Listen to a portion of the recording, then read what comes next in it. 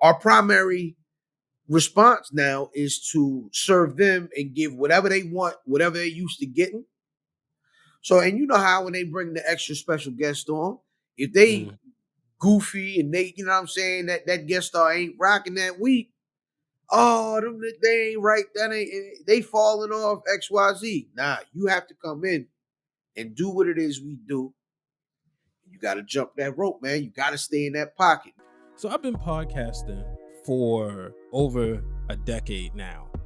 And the blessing is connecting with other podcasters. Today's guest is one of my favorite people in this space who's also been doing this over a decade. And that is the one and only Brother Fam. Now, Fam is the host of Where's Buffy Podcast, Black Rasslin Podcast, and Somethin Else Pod. And today's episode, you're going to learn how he, one, evolved throughout the years and why they call him the Black Podfather. So enough of me talking. Ladies and gentlemen, here is my conversation with Brother Fam. All right, ladies and gentlemen, as promised, I have today on the line a guy who I look up to as a big brother of mine in this wrestling space, in this podcast space. He is the Podfather. He got all the slick ways he could say his name, usually made with wrestling references and rap references and other references in pop culture that I just don't understand. And it is the one, the only, IlFam79. We're gonna call him Fam. Fam, what's up, bro? Hey, man, what's going on, man? Good. Thanks for having me. You know what I mean? It's good to be anyway. You know what I mean? Yeah, man. I'm definitely excited to have you on here. When I created this show a couple years ago, it's almost the end of 2019. One of the things I wanted to do was focus on sharing my network with the world. And you've been a part of that network since the pandemic. Actually, we've been like Facebook friends before the pandemic. But yeah, since the pandemic, you know, you are one of the hosts of the Black Rasslin Podcast and a number of other podcasts, but it was the Black Rasslin Podcast as y'all got ready for y'all annual BRP 50 during the pandemic, where, you know, we finally was able to create content together. So before we get into today's show and your career, how are you feeling today? Oh man, I'm on about 75%. I went to a NFL viewing party for a couple of horrible outcomes yesterday, and the gentlemen were, you know, and I love them, God bless them, but they were hotboxing cigars all for about 7-8 hours straight. Mm-hmm. And so, you know what I mean? Listen, I'm not trying to put on a sexy voice. My apologies. This is just what I got today. I'm feeling fine, but I got a little husk. I got a little husk. You know what I mean? A little bit. Well, so if it makes you feel better, you sound normal to me. So great. If that makes you feel a little bit better. Great, absolutely. Absolutely. I'm trying.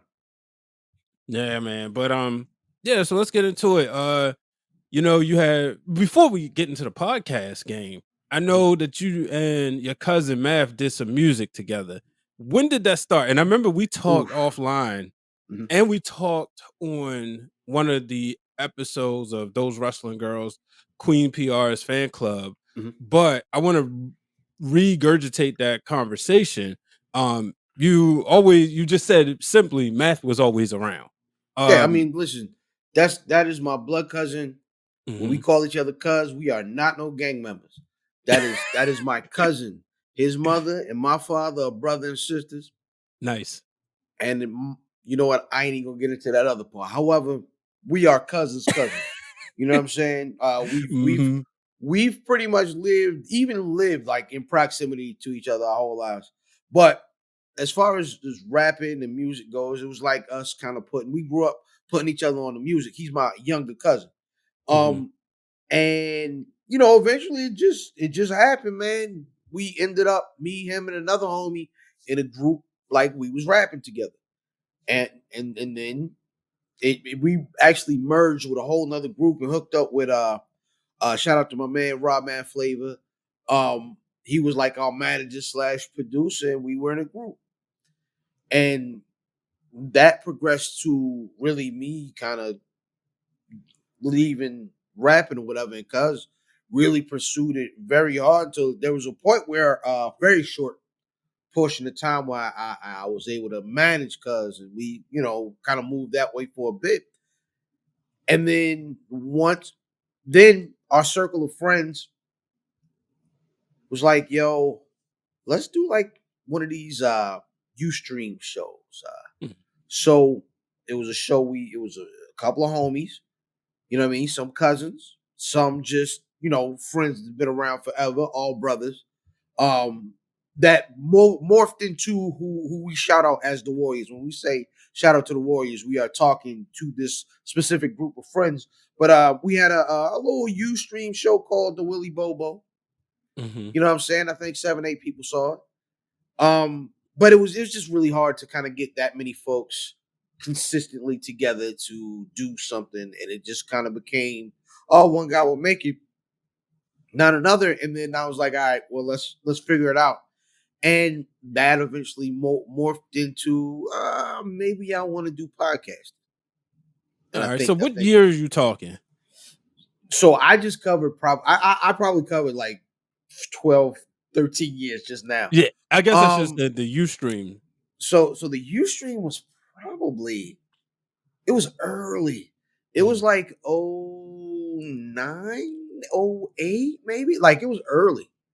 Um, just man, once we found out about Ustream, and I might be off, but I know it was several years ago. Maybe, yeah. It was definitely a while ago, right? Like early 10s, so maybe 10, 11, 2010, 2011, something like that.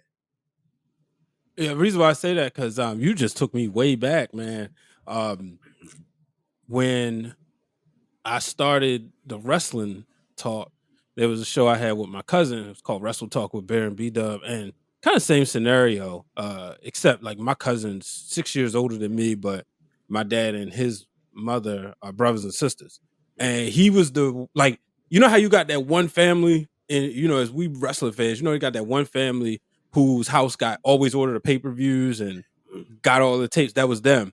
So we started a wrestling show and it was YouTube based, but we did do one episode on Ustream. It was the Bret Hart versus Shawn Michaels episode, and that was in 2010. So like when you said Ustream, I'm like, oh man, you took it way back. Because Yeah, for those who do not know, you couldn't stream live on YouTube at the time. right. So Everything was upload.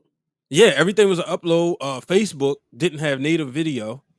You might get what 30-second, a minute, 2-3 minute clip, but you couldn't upload extended videos like you can now. So, Right.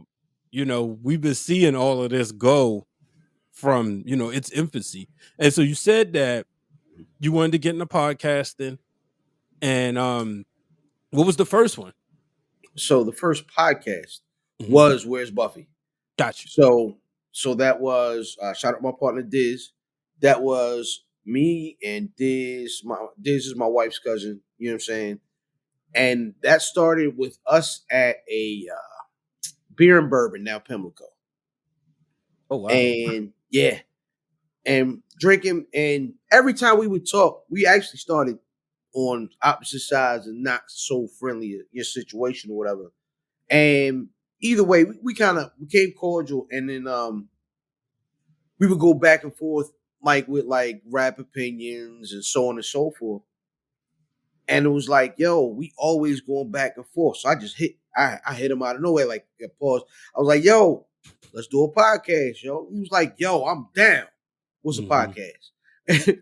And so once I explained it to him, and I was like, I hear a bunch of podcasts where you have two or three guys on there and everybody has the same opinion. So it's like one opinion and then, yeah. Ours was, you know how in pro wrestling, sorry, I'm not going to stay here, but in pro Yeah. wrestling, you have either Shawn Michaels guys or you have Bret Hart guys, right? In Yeah. hip hop, you have Jay-Z guys or you have Nas guys.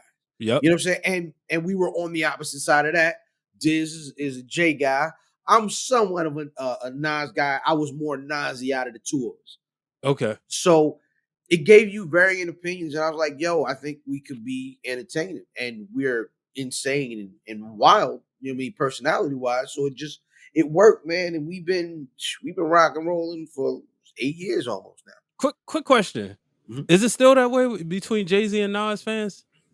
I mean, it's the same way as it is with Sean and Brett fans. Okay. I think it's the same. Like it's that forever. It's that forever thing. Everybody always thinks Jay is that guy, but then unless you think Nas is that guy, and I think your musical opinion kind of trickles down. Now that doesn't mean you don't have respect for Nas or Jay. It's just your preference is there, but then that preference normally kind of trickles down into like, well, if you're a J guy, you more tend to you like drug dealer rap more, so you're more of like you'll gravitate toward a Jeezy easier. Where if you're a Nas guy, you're more of a storytelling guy, and you gravitate to guys who tell stories and are more kind of intricate with wordplay and whatnot. All right, so now because you intertwine wrestling with this, Mhm. from your knowledge, and you're the perfect person to ask this because you are a fan of both and somebody who's respectable in both categories. Okay.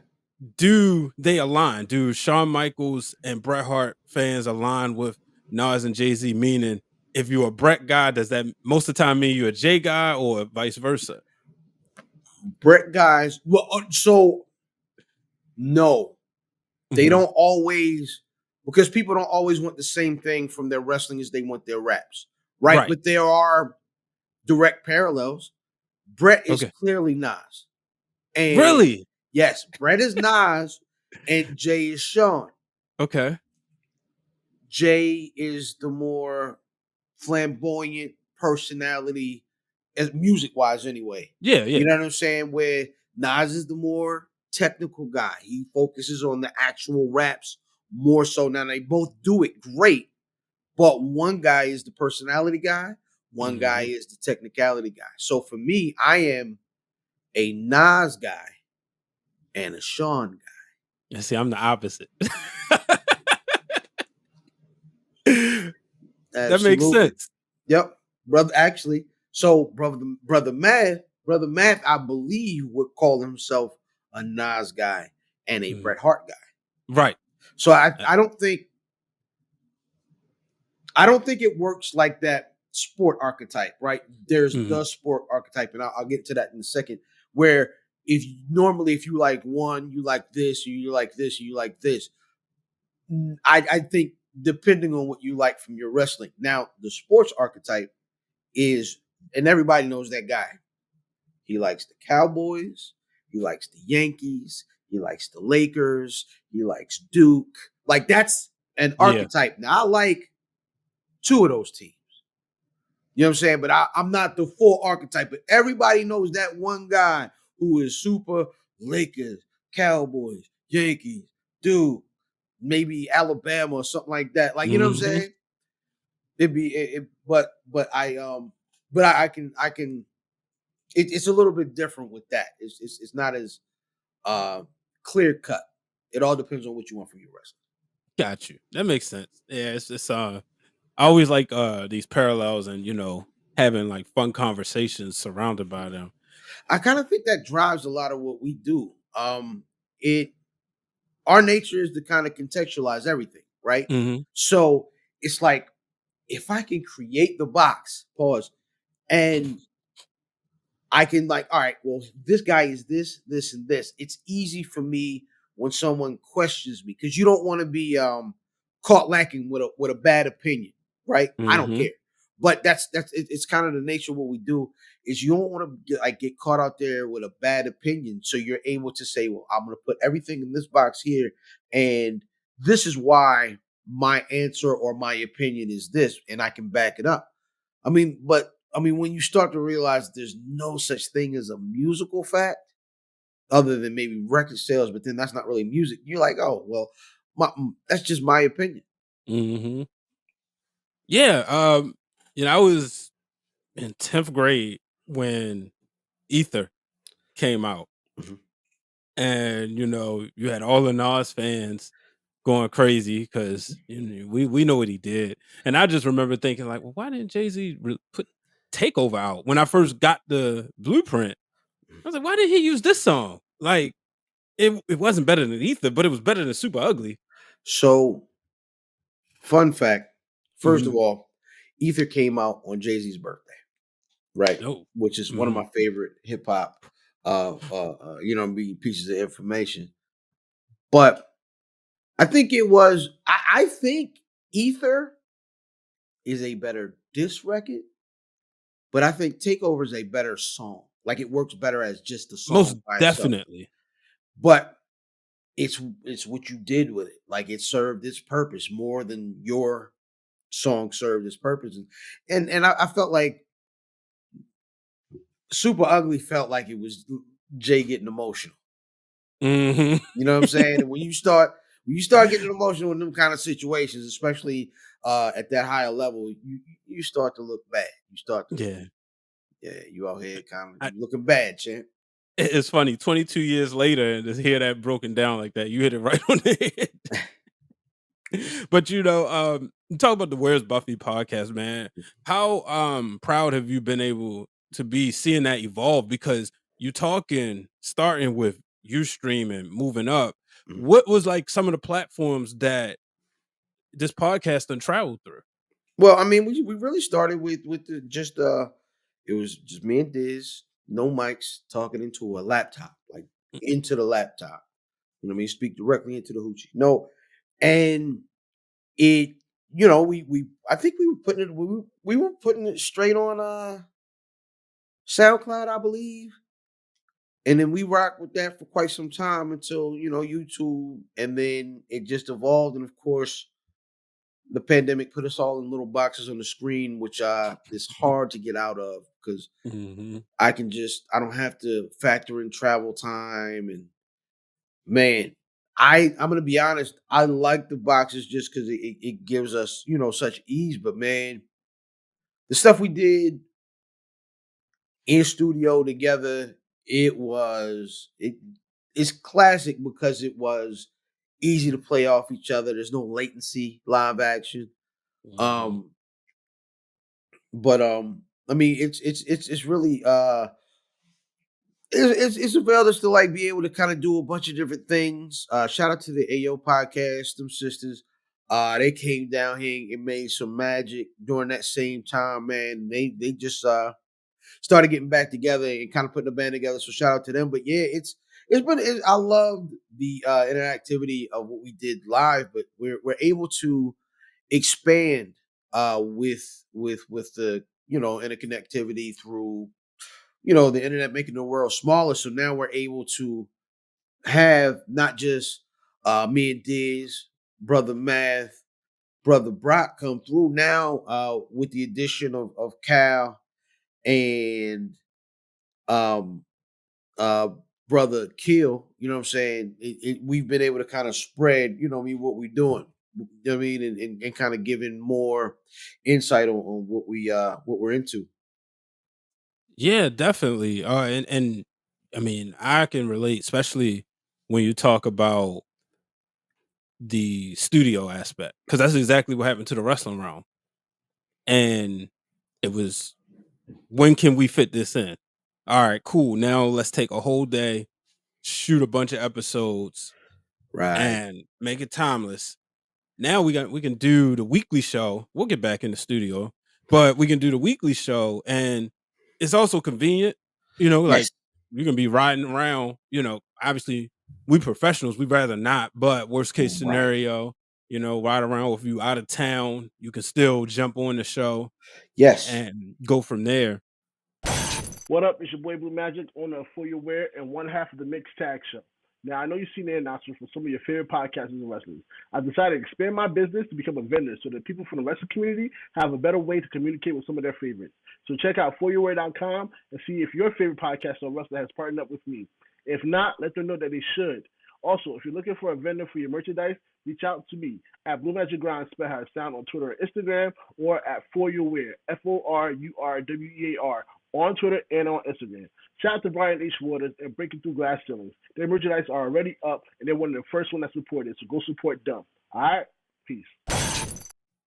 With Where's Buffy, what's been some of the highlights that you would say as far as that podcast is concerned? Being early and able to interview some of my favorite rappers. Rapper Big Pooh from Lil Brother, you know what I'm saying? Shout out Lil Brother. If you don't, please find out. Being able to sit down with Sky Zoo, who's one of the most consistent rappers of all time. We actually talked to a young lady whose boyfriend was out here handling things, and he basically was trying to get her to mule something. She got jammed up in a whole nother country.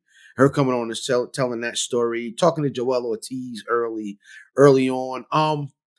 Being on the early end of Conway the Machine, having Conway the Machine on the show and talk about, you know what I'm saying, what the difference is from, Buffalo and just them really getting to the point where they were coming, all the big deal folks was coming after them, and this was before Benny got really big. It was just mostly Kanye West at the time, man. It's been some really dope stuff. We've been able to do some really cool conversations. I like to talk. Yeah. Well, you say you like to talk, man. Black Rasslin.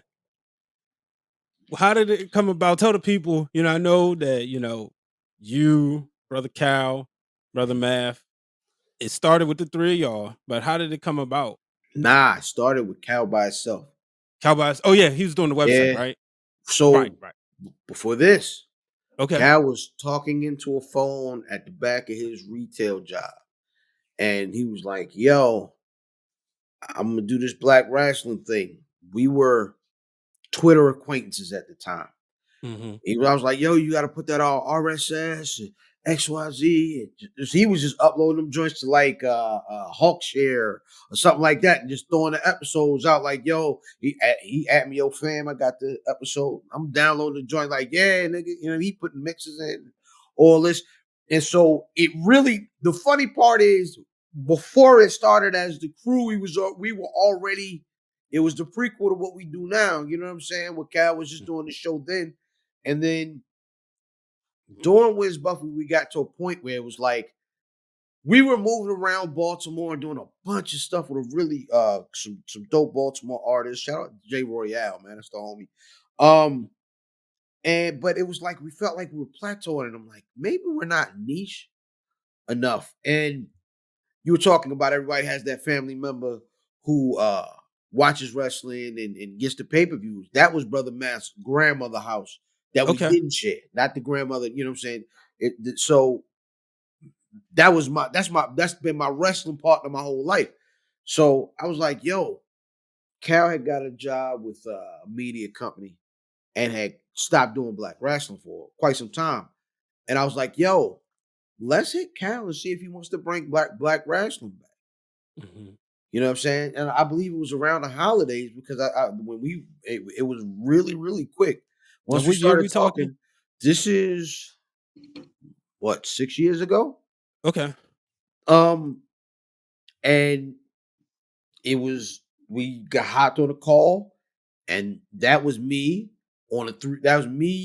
Cal, Cuz on a 3-way call, running a cell phone into a board and recording it. Oh wow. Yeah.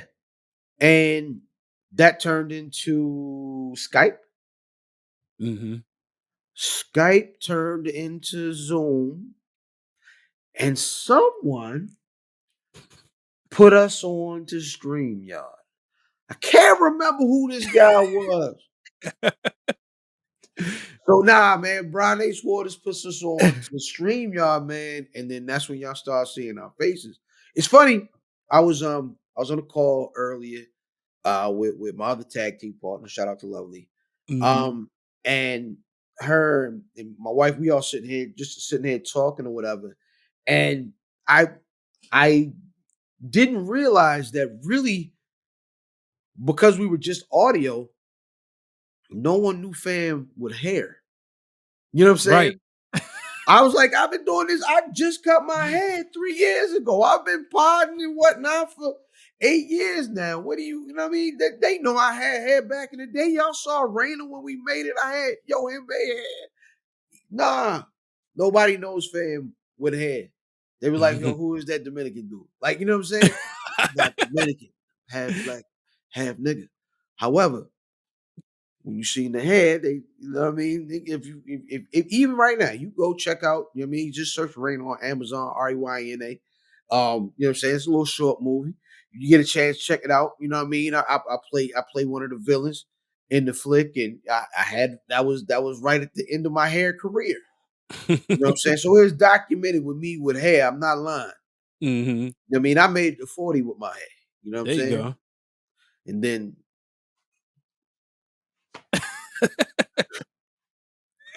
Oh man, but it's funny because you talk about just like the evolution. You not having you starting off just audio only, so yeah. y'all didn't put too many like photos and stuff out. Nah, they know who they nobody really. We still. I'm gonna be honest. We still really don't do a bunch of individual stuff. It's all about the brand, man. It's Black Rasslin first and foremost.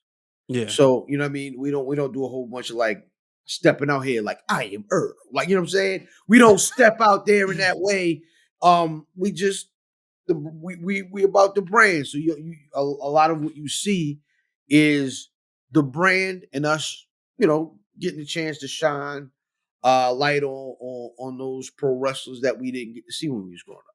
Yeah, but you know, like I've seen y'all in person multiple times, and you see that people gravitate towards y'all. They know who you are from the, Wale Mania. You know, seeing how people came up the map, and there's stories we can't even share from Wale Mania and the after party. Wild Out Mania is what it's Talk about it. But and then even down in DC last year, or in New York last year, or 2 years ago now. But you guys have, and that's the thing, like you said, having the screens. For us, it was people ain't realize that Dwayne was 6'6", 6'7". Because when we first started, we was sitting down because we was using the wrestling room as a means of applying everything we was learning in the TV production class, in the TV studio class. So we was like, we're going to take this and create a wrestling show. And then once we got all those skills, got the degrees and everything, it was like, well, let's really utilize the green screen. And then the first episode we do standing up, people like, yo, we ain't know he was that tall. And it's funny because you always say you don't even realize he's a human being because you only seen him through a screen. Yeah, no, he's the Snuffleupagus of like of podcasting. If you don't know, and most of you are probably not old enough to remember. So Snuffleupagus wasn't always when he first came out. Snuffleupagus, if you watch Sesame Street, the big hairy. I think it was an elephant. I don't know. Either way, Snuffleupagus was only seen by Big Bird at the beginning. So Snuffle was like, "Yo, y'all ain't see Snuffy just left." And I used to yell at the TV like, "Y'all niggas ain't see him." But it was like only Big Bird seen him, and eventually everybody finally saw him. But man, I never seen Dwayne, and you know what I'm saying? Right. Never see. He is AI generated at this point in my life. I've never seen him outside. Dwayne is AI generated until I seen him. I seen Hugh in them Crocs. Shout out my man. I know, right? Oh man. But so yeah, with Black Rasslin though, what's been the BRP 50, a staple, and to me it's always gonna be special because it brought me to y'all niggas. When because like you see Instagram pages, right? And Facebook pages. They say, okay, Black Rasslin Podcast. All right, let me hit the follow. Oh, okay, they cover this black wrestler, that black wrestler, and having worked in the indies, working at WSU, with Kiera Hogan and Willow Nightingale when they was on the come up, and then to see like y'all covering some of the people I work with and seeing them getting their light shine, it was a no brainer. I remember specifically, I was at a family vacation, June of 2020, and I was like, I want to get them on the show. So first thing I did was listen because I had heard it maybe a couple episodes. I was like, all right, let me like really delve in and listen to the show. And I was like, oh, okay, so let's see. You're gonna tell them we can't say nigga on the wrestling realm. Yeah, fair enough. All right, cool. All right. Yeah, so we made it happen, and y'all came on there. But just briefly for the non-wrestling fans that's listening, talk about the BRP 50 and how you were able to create something that's been so respected in your industry. So, I mean, I alluded to this earlier. Is like we did this because we didn't get a chance to see a bunch of the black wrestlers. We had Coco Beware, Butch Reed, and Junkyard Dog. Mhm. And when we started seeing, oh, it's more of us, it's more of us. First, it's more of us on TV. You get your Kofis and your Sheltons and those folks. But then you start to find out there's brothers and sisters that look like us on the independents. And I'm like, yo, this is dope.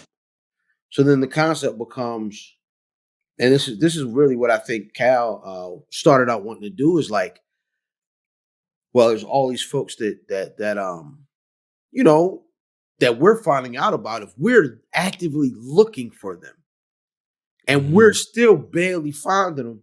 Imagine somebody who's just like, I cut the TV on Mondays and Fridays. Yeah. So if I'm not already force fed by, the folks up in Boston or whatever they is, or New York as they call it, Stanford. then Stanford, yeah. Old school niggas call them New York. But Yeah, in if New you're not York. force fed by those guys, you never seen these folks. And we started finding out about folks. Mhm. And we started seeing these supreme athletes that, like, you know what I'm saying? He could have been a linebacker. He could have been a wide out. You know what I'm saying? He could have been a 4-star at Virginia. You know what I'm saying? But he wanted to wrestle. And now you have this amazing athlete that is doing this, but he's only doing it in Virginia. He's only doing it in New York. He's only doing it out in Cali or Texas and whatnot. And our purpose started to like, all right, let's shine a light on those folks. And then Cuz came up with really the basis, like, all right, man, we should go ahead and just do a yearly ranking and of the top 50 folks Mhm. in pro wrestling that look like us, black people is who I mean. And you know what I'm saying? We started to like, all right, we want to get this out by Juneteenth. What is it going to take? And Cuz just start putting the list together like a bunch of folks. And the first year, I ain't gonna lie, it was tough to come up with 50. Wow. When I remember, shout out to that guy Greg. Stat guy Greg, I believe this is off the first BRP 50, had us as his he didn't call it the Black Power ranking. I can't remember what he called it, but it was where he spotlighted a black pro wrestler every week. And Mhm. instead of the wrestler that week, he chose us for putting the BRP 50 out. And I specifically remember Rosenberg replying with, "There's 50?" Mhm. Like, just like that. And I couldn't get mad at him because, like I said, man, we are actively looking, and it took us a bit to get to 50. And then, really, at this point, a few years down the road, four BRP 50s in, it's hard to keep it to 50 at this point. And I love that. And I hope that at least some part of what we've been able to do, you know what I'm saying, has been able to kind of shine that light and made it acceptable for folks folks that look like us to get into wrestling, and then people that look like us to say, I'm into wrestling. Yeah, I gotta ask this question. I know the answer, but I gotta ask. The PWI women started with 50. It's now up to 150. I have my magazine. It's around here somewhere. Would the BRP expand, or you gonna keep it at 50 to keep it tight and special? It's funny. I'm not quite sure because it's to a point now where, for me personally, like my favorite part of the 50, like it's cool to say, oh, well, Jade's this and Bianca's this. My favorite part of the 50 is that one guy who hasn't been recognized for anything yet. Mhm. And it's his first time. He's like, oh, they see what I'm doing over here. And now I'm able to put that gentleman on to, we're able to put that person on to somebody who might not have known about them, and then and they really feel celebrated. And it's not just that hot dog and handshake that they got at the goddamn gym that last weekend. It was like, all right, well, I'm running my head into a wall for a reason. It is going somewhere. And when those folks, that back into the more independent part of the 50 is the really cool part to kind of interact with, because those folks, they deserve that accolade more so, because they're getting less a lot of times to do more. Mm-hmm. So that being the case, I could see things progressing eventually. Hey, listen, man, it's pro wrestling related, brother. Never say never, right? I know. We learned that early, and especially as children. Yeah. Real quick before we move on, Mhm. The best thing about watching the Black Rasslin Podcast is the expansion, bringing on Drip and bringing on Mimi. Mhm.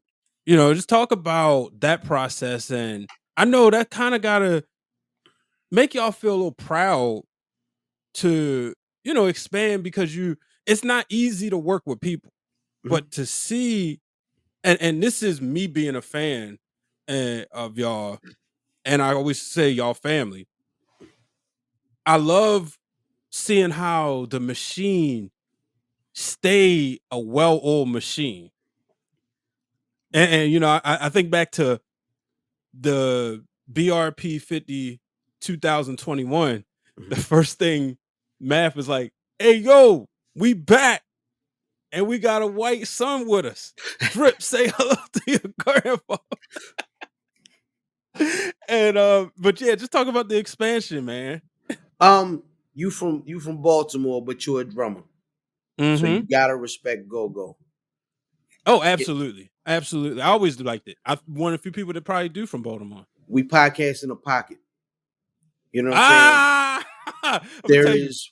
Let me tell you, my father would love to hear that phrase, because as a child, when I started playing drums in church at 11, 12, and that was his line. Brian, stay in the pocket. He a bass player and a lead guitar player too. So he's like, stay in the pocket. Do not do all those rolls. And so I'm gonna put this on record. I don't play drums no more every Sunday. I'm producing. The drummer there, sometimes he get a little wild.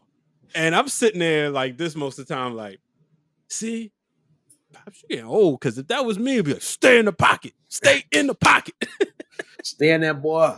That might be the title of the episode, Podcasting in the Pocket. Yo, but that's it. There is a synergy. There is a rhythm to what it is that me, Cal, and Cuz developed over time. And it really, I ain't gonna hold you, it came together very quickly. It came together very quickly. So when we add people to our situation, it's why we don't do a whole bunch of like straight interviews, because it's double Dutch. We moving like double Dutch. Come in, but you gotta be you doing what we doing.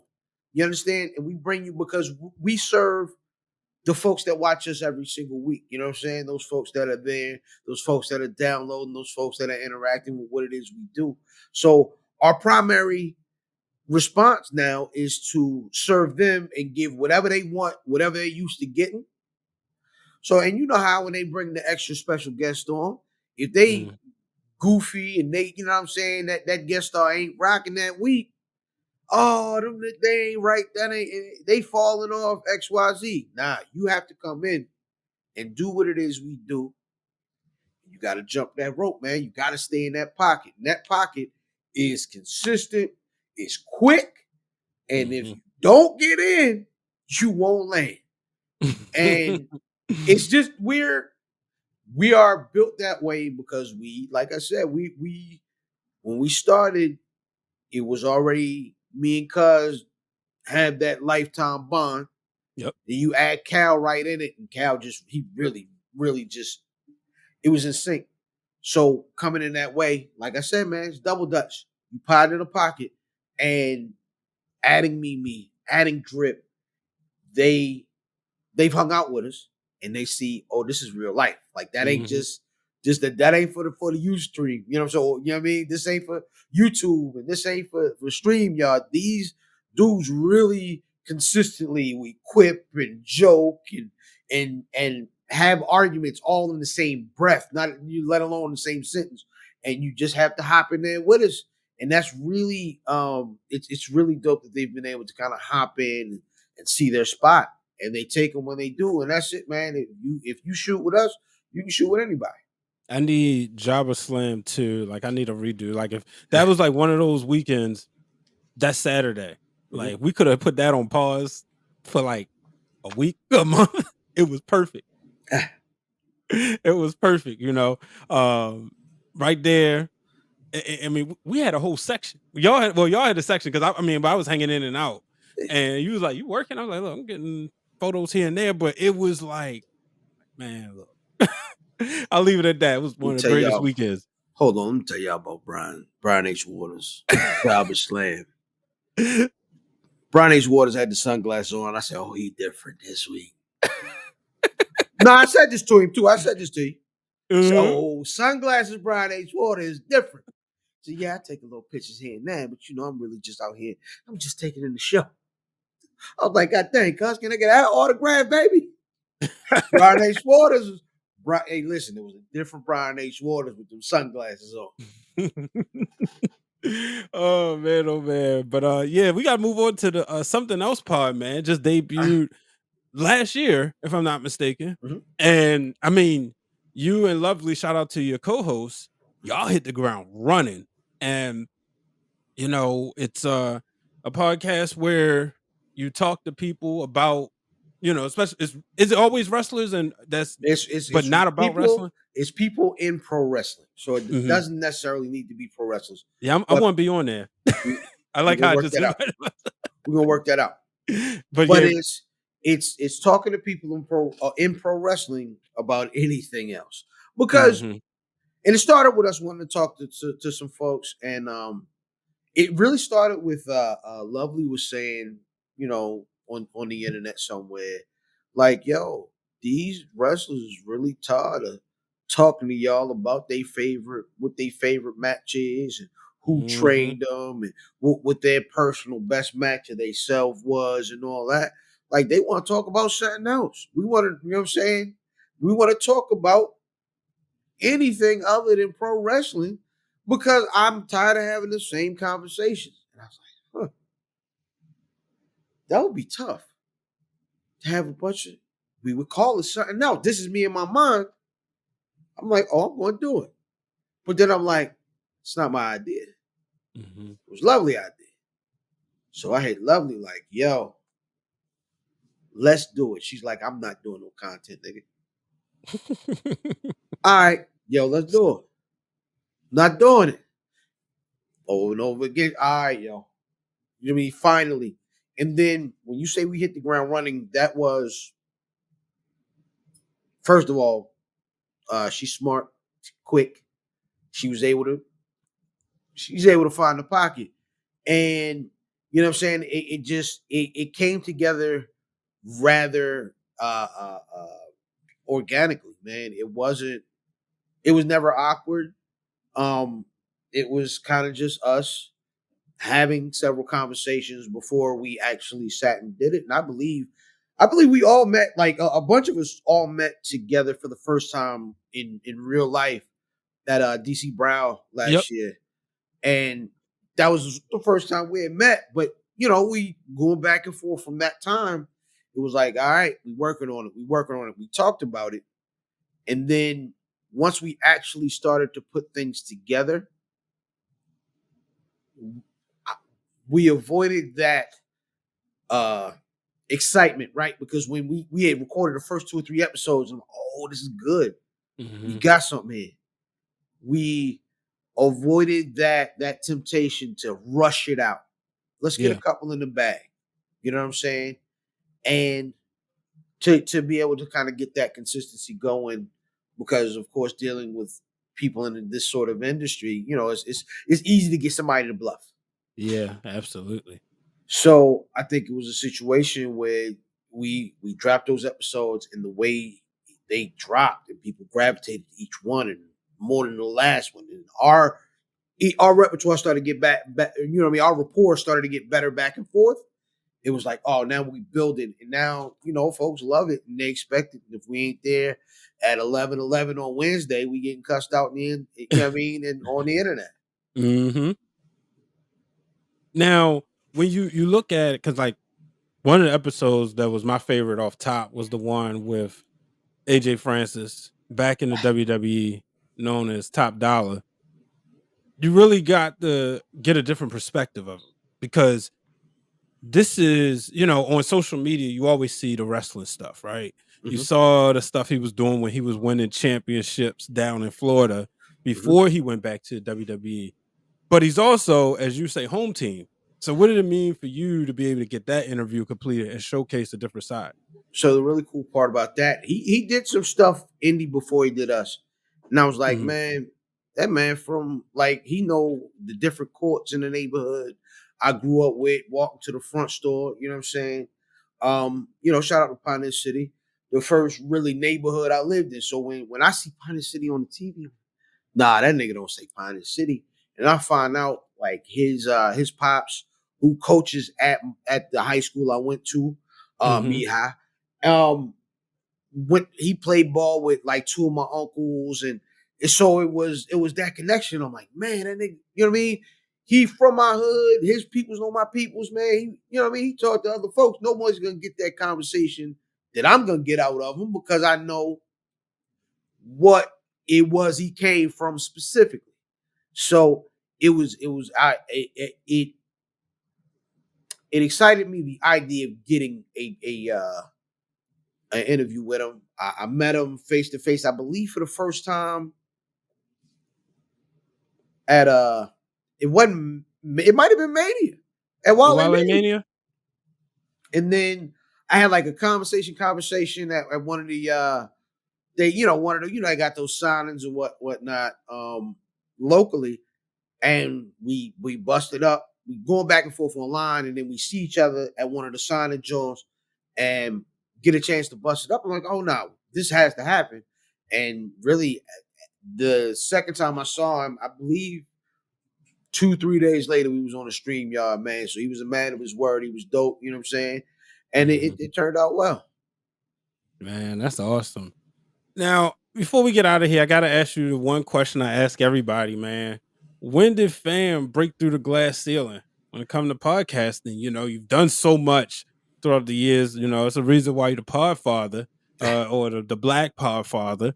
But when did you break through the glass ceiling when you realized, yo, I'm pretty good at this? So I think for me, my deal is still, I don't even know if it's just podding. It's more like I want to see everybody create. I love to see oh, I was thinking of starting something. Do it now. Right. Mm-hmm. And being able to kind of talk to folks and say, yo, what are you doing? And then see them actually start to get going. Yeah. Is it for me? That does everything for me. And it all started, I think for me, is working outside of my comfort zone. It wasn't me and cuz, you know what I'm saying? It was me and cuz, and let's add somebody else to the mix, and sitting in that car out front of the goddamn Lowe's in Columbia and calling Cal on the phone and saying, yo, let's do this thing. And it turned into what it has turned into. I think is the best part and the favorite part. And I think that's where I guess I would call my breaking through a glass ceiling is me stepping somewhat out of my comfort zone and being able to create something that really has a legacy already. You know what I'm saying? And we still have more stuff that we're going to do. So I think that's the point for me that really started everything. Wow, man. I definitely appreciate that. What a way to kick off season 5 of Breaking Through Glass Ceilings. Yes, sir. With the Podfather himself, man. And let the people know where they can catch your pods. Oof. At Somethin Else Pod, you know what I'm saying? Your social media wise, at Somethin Else Pod, at Where's Buffy, at Black Rasslin on YouTube, the at Where's Buffy on YouTube. I mean, you want me to do the thing? Go ahead. Go ahead. Hey, listen, I am IlFam790, your social media choice, aka the R. Anderson Podcast, and aka Captain Bru Albano, Brunama Phillips, Sticky the Dragon Steamboat, Pod God's favorite podcast, the Potty Piper with the podcast, Chew Bubblegum, and I'm all out of Dentine. Nice to see you on left there, your WFAM, where your family always matters. That's all I got.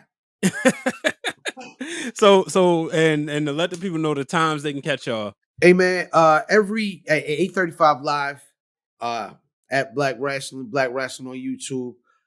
11:11 every Wednesday, also on the Black Rasslin YouTube. 8:30 every Friday on the Black Rasslin YouTube. But then Tuesdays are when the episodes actually drop on proper, which is Where's Buffy proper.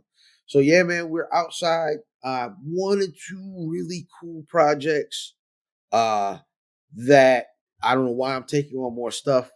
But 2 really, really cool projects. One with Mrs. Fam, which should be coming in the next couple of months. Like I said, I like to have all them ducks in a row and some things on paper, some things recorded and all the way done before we roll things out. But you should start seeing something very soon for that, man. I just like creating, man, and 2023 should be really fun. I'm looking forward to it. Let's do it, man. I'm excited. I'm ready to support, ready to consume all the podcasts that you have and continue to have, man. I definitely appreciate you coming through, brother. I know, it's you got a busy schedule because you got family as well and all this pod. And I know, but you said it earlier. You like to talk. I do. I do.